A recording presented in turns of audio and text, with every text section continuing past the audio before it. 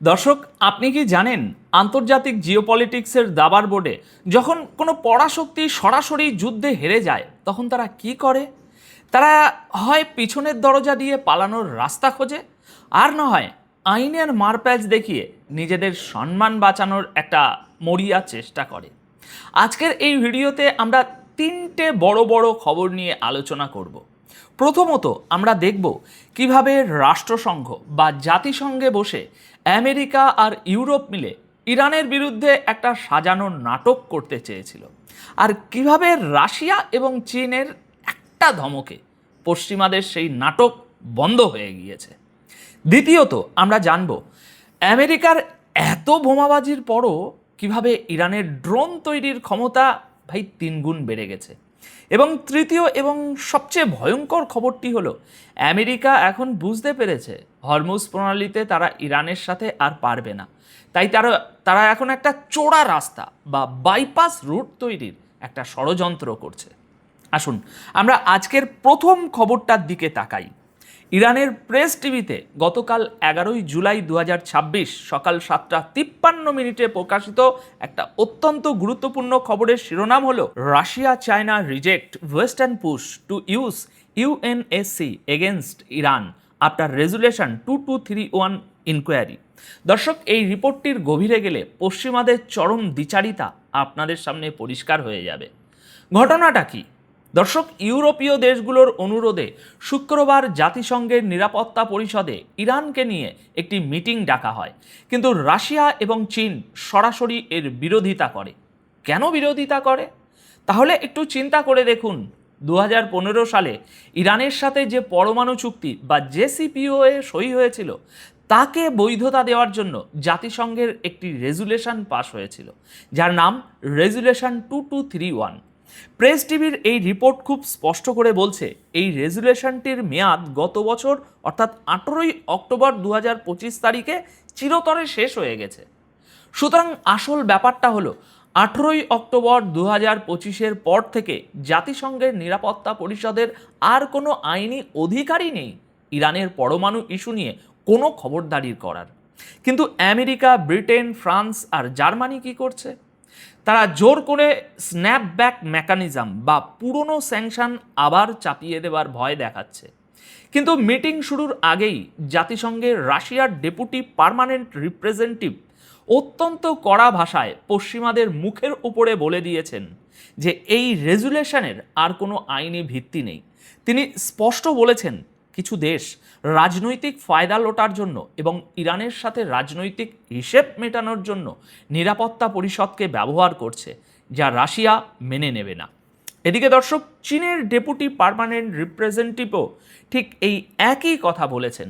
তিনি সতর্ক করে দিয়েছেন যে নিরাপত্তা পরিষদকে রাজনৈতিক হাতিয়ার বানালে শুধু বিভেদই বাড়বে। দর্শক, ভেবে দেখুন তো, আমেরিকা আর তার মিত্ররা যখন আন্তর্জাতিক আইন ভাঙে তখন কোনো সমস্যা নেই, কিন্তু যখন চুক্তি শেষ হয়ে যাওয়ার পরও তারা গায়ের জোরে ইরানের উপর খবরদারি করতে যায় তখন রাশিয়া আর চীন এইভাবেই ঢাল হয়ে দাঁড়িয়ে যায়। এই মিটিং থেকে শেষ পর্যন্ত কোনো ফলাফলই আসেনি।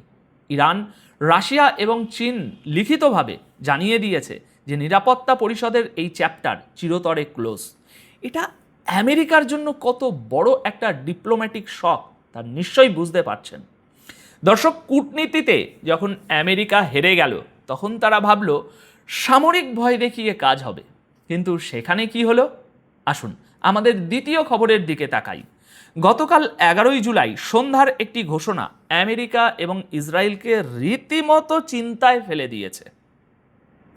ইরানের কেয়ারটেকার ডিফেন্স মিনিস্টার বা ভারপ্রাপ্ত প্রতিরক্ষা মন্ত্রী ব্রিগেডিয়ার জেনারেল মজিদ ইবনে আল রেজা গতকাল 11ই জুলাই সন্ধ্যায় সাংবাদিকদের সামনে বসে এমন একটা তথ্য ফাঁস করেছেন যা পেন্টাগনের, এবার বলছি, ঘুম কেটে নেওয়ার জন্য যথেষ্ট।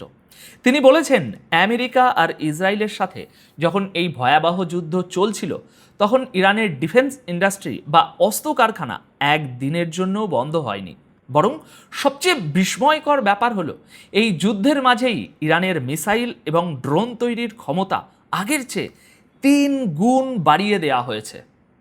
দেখুন দর্শক, পশ্চিমা মিডিয়া তো গলা ফাটিয়ে বলছিল যে তারা ইরানের সব অস্ত্র কারখানা ধ্বংস করে দিয়েছে, কিন্তু জেনারেল মজিদ ইবনে খুব পরিষ্কার করে বলেছেন ইরান বিশ্বের সবচেয়ে অ্যাডভান্স মিলিটারি ইন্টেলিজেন্স এবং আমেরিকার সাইকোলজিক্যাল ওয়ারফেয়ারের মোকাবিলা করেছে, কিন্তু তাতে তাদের কোনো ক্ষতি তো হয়ইনি, উল্টো তারা তাদের বিজ্ঞান, ইঞ্জিনিয়ারিং এবং নতুন প্রযুক্তিতে যে টাকা ইনভেস্ট করেছিল এর আগে, সেটাই আজ তাদের সবচেয়ে বড় প্রতিরক্ষার ঢাল হয়ে দাঁড়িয়েছে। একটু চিন্তা করুন, যে ড্রোন শক্তি দিয়ে ইরান ইসরায়েল এবং জর্ডানে থাকা আমেরিকার ঘাঁটিগুলোকে ছারখার করে দিয়ে এসেছে আজ, সেই ড্রোন শক্তি এখন আগের চেয়ে 3 গুণ বেশি জোরে উৎপাদন হচ্ছে। এর মানে হলো আমেরিকা বা ইসরায়েলে ধ্বংসের মাত্রাও 3 গুণ বেশি হবে। এটা শুধু কোনো বিবৃতি নয় দর্শক, এটা হলো আমেরিকা আর ইসরায়েলের প্রতি একটা ডিরেক্ট ওয়ার্নিং যে তোমরা আকাশ থেকে বোমা ফেলে আমাদের থামাতে পারবে না।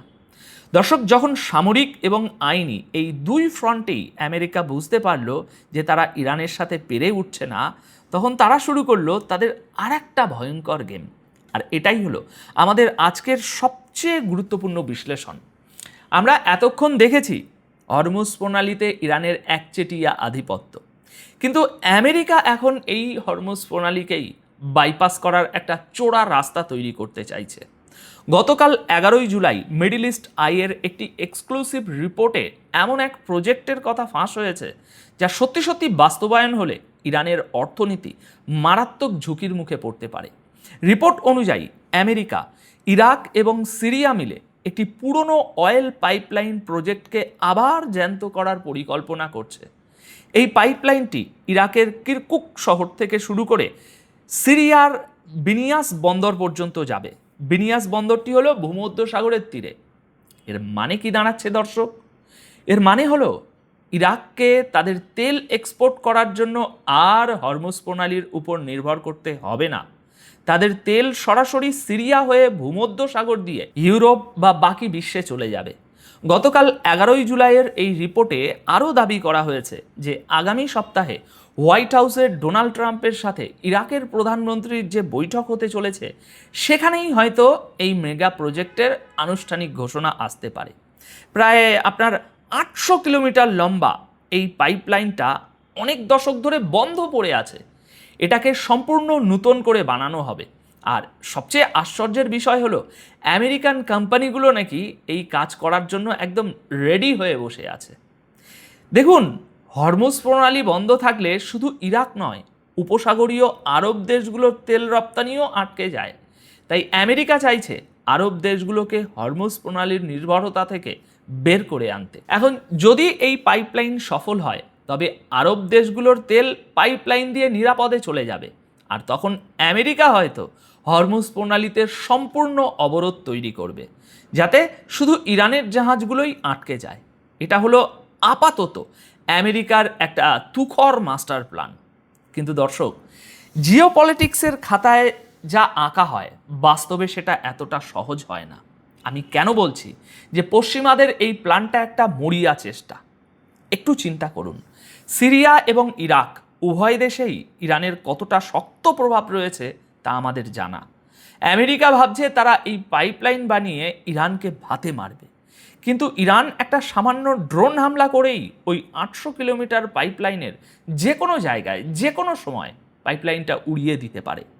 অর্থাৎ আমেরিকা যে চোরা রাস্তা বানানোর স্বপ্ন দেখছে, সেটা আসলে তাদের নিজেদের জন্য আর একটা নতুন মৃত্যুফাত তৈরি করার সমান। তারা হরমুজ প্রণালীর নিরাপত্তাই দিতে পারছে না, তো মরুভূমির মাঝখানে 800 কিলোমিটার পাইপলাইনের নিরাপত্তা দেবে কিভাবে? দর্শক, আজকের এই পুরো আলোচনা থেকে একটা চিত্র একদম জলের মতো পরিষ্কার। গ্লোবাল পাওয়ার হিসাবে আমেরিকা তার শেষ অস্ত্রগুলো আজ ছুটছে। জাতিসংঘে তারা রাশিয়া, চীনের কাছে অপমানিত হচ্ছে। সামরিক ময়দানে তারা দেখছে যে ইরানের ড্রোন শক্তি 3 গুণ বেড়ে গেছে। আর অর্থনীতি বাঁচাতে গিয়ে তারা এমন এক পাইপলাইনের স্বপ্ন দেখছে যা হয়তো কোনোদিনই আলোর মুখ দেখবে না। আসল সত্যটা হলো এটা মাস্টার প্ল্যান নয়, এটা হলো পরাজয় স্বীকার করে নেওয়ার পর বাঁচার একটা চেষ্টা। তো দর্শক, আপাতত এই বিশ্লেষণ তাহলে এখানেই শেষ করছি। তবে যাওয়ার আগে আপনাদের কাছে আমার একটা অত্যন্ত প্র্যাকটিক্যাল প্রশ্ন রেখে যেতে চাই।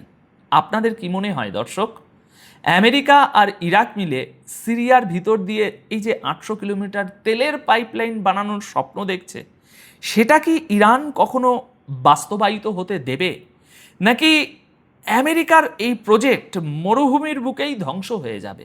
নিচে কমেন্ট সেকশানে অবশ্যই আপনাদের মতামত জানাবেন। দেখা হবে পরবর্তী ভিডিওতে গ্লোবাল পলিটিক্সের নতুন কোনো বিশ্লেষণ নিয়ে। ততক্ষণ পর্যন্ত সবাই খুব ভালো থাকবেন, সুস্থ থাকবেন। ধন্যবাদ আপনাদের সকলকে।